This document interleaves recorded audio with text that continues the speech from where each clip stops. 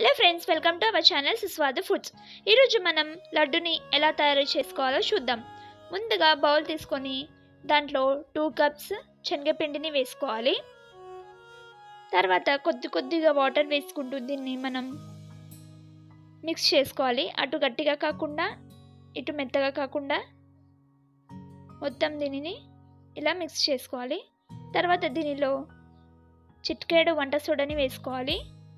వేసుకొని మొత్తం ఇలా బాగా మిక్స్ చేసేయాలి. తర్వాత ఇప్పుడు మనం చక్కెర పాకు కోసం ఒక బౌల్ పెట్టి దానిలో 1 గ్లాస్ వాటర్ వేసుకోవాలి. వేసుకొని 2 కప్స్ చక్కెరని వేసుకోవాలి. ఈ చక్కెర కరిగేంత వరకు మనం దీనిని ఉంచుకోవాలి. ఇలా చక్కెర కరిగాక దానిలో ఇలాచీ పౌడర్, కొద్దిగా బాదం, కిస్మిస్ ఇవి అన్నీ వేసుకోవాలి. వేసుకొని ఒక 15 మినిట్స్ పాటు దీనిని పక్కకు ఉంచుకోవాలి.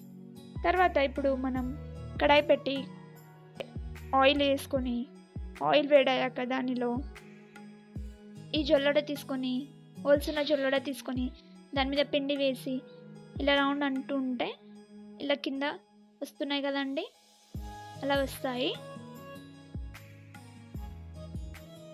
కొద్దిగా పిండి తీసుకుంటూ మొత్తం ఇలా రౌండ్గా అంటూ ఉండాలి.